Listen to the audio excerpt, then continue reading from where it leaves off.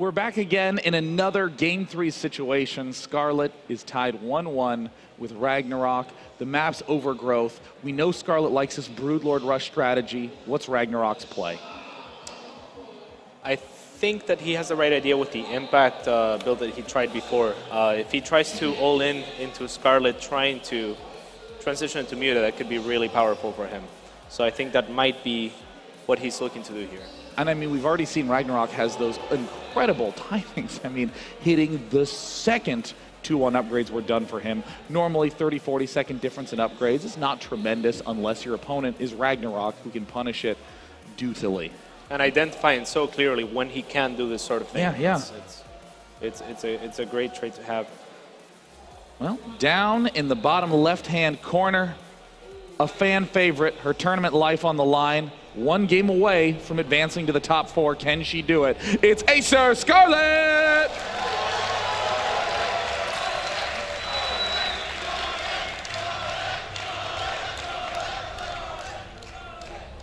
And on the top right-hand side of the map, from Korea, please show him some love. Lots of love, actually. It is Ragnarok.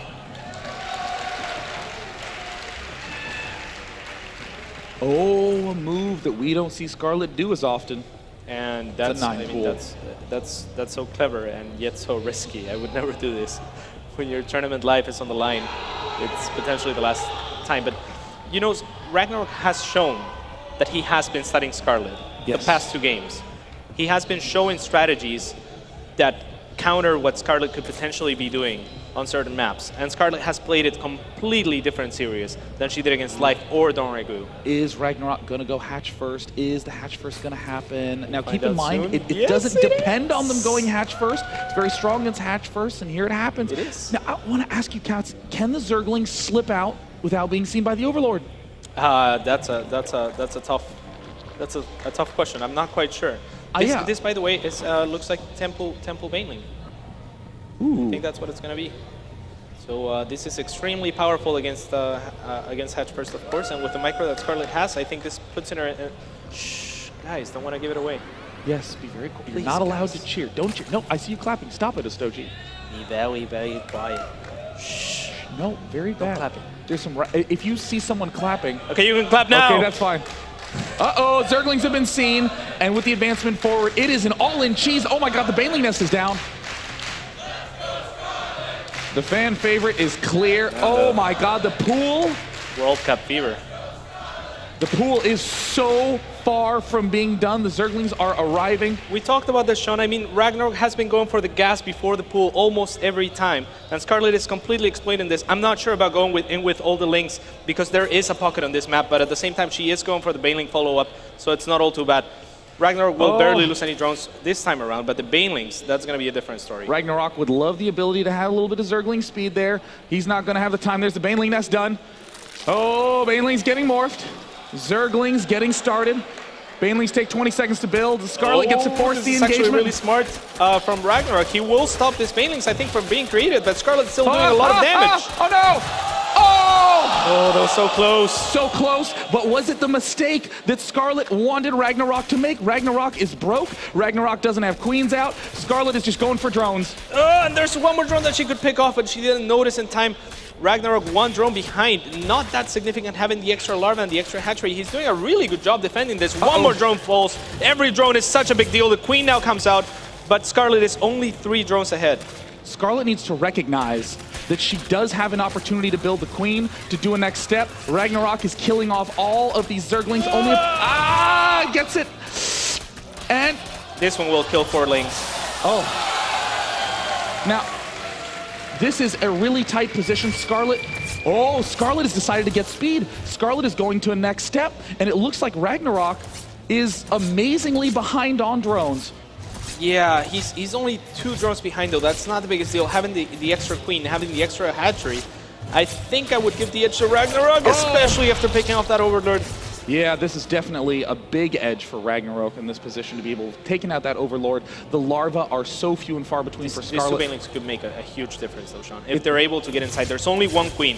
They cannot both get picked off. If both get picked off, this will be so bad for Scarlett. And Ragnarok manages to do so, but not before losing the queen.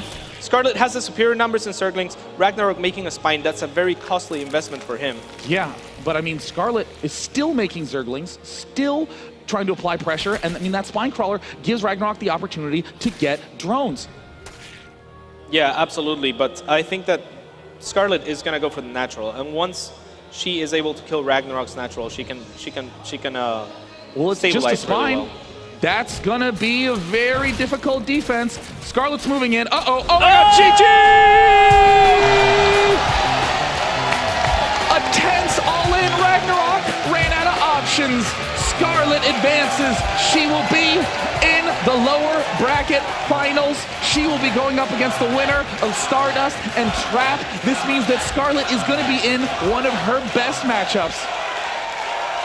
One of her best matchups indeed, and this should be pretty fun.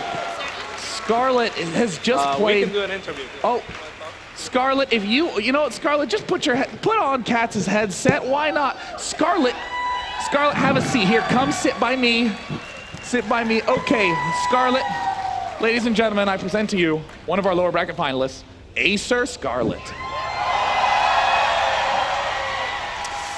Now, Scarlett, I know I would normally say you're not one to cheese, but I've seen you choose Protoss.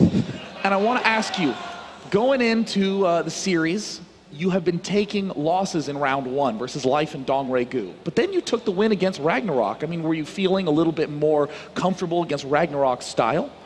Yeah, and I beat him before in the tournament in pool play. I was pretty confident against him. Then he kind of metagamed to me. He went really, really greedy every single game because I haven't 9-pulled yet. So game 3, I just 10-pulled and he was greedy again. Well, I mean, and the cheese didn't quite work. There was the moment when the drones surrounded the banelings. You got up into the main base. You got the chance to see that he went gas pool. You did kill a lot of the drones, and that's a moment where I think it's really difficult to understand who's ahead or who's behind. Give me your analysis of right when the banelings got killed off, but you did pick up a lot of drones. I was kind of scared. I morphed the banelings in a bad spot. I lost them. Usually I should get a free win with that build, but it was kind of close. I was a little scared when I lost them. I looked at my money. I had 300 somehow. So I just made a queen and speed, and I knew from there I had the same drones and better tech so I could win. But I also thought I lost when the Overlord died. Yeah, I mean, tell me about that moment when the Overlord dies, because I mean, we're so used to Zergs just having all sorts of larvae, but you didn't have a queen quite done that. It's tough, because I was at 10 out of 10 supply, like 15 out of 10 supply, so I needed to make 2 Overlords. Yeah. On like 8 drones, so. Never a good situation. Well, you charged up, you got the win, you're playing a Zerg versus Protoss next, feeling confident? Yeah, do you know who it is? You know what? I don't. Let me find out. I was casting. I was in a game at that point in time. You're going to be playing, I believe, Trap, who took Stardust down 2-1. Trap was the person who defeated you 2-0 in pool play. I think he's the only one that beat me 2-0 in pool play. But I wasn't playing very well at all then. So now I think I'm definitely more confident against him. Are you going to be playing Protoss? No. I have a good PvP build though, so. You have a good PvP build. It's a possibility. Oh my God. Well, as you know, the crowd seems to like you. Is there anything you'd like to say to all the Canadian flag-bearing folk in the few front rows and in the back? Thank you guys. It's been a long, long time since I was at MLG, and a crowd like this, I haven't had a crowd like this since Red Bull, so it's really nice to be back in front of a big crowd. Thank you. And thank you for bringing the hype crowd. I'm loving it, and I can't wait for the next match. When we return, it's going to be Trap versus Scarlett on MLG Championship Sunday. See you then.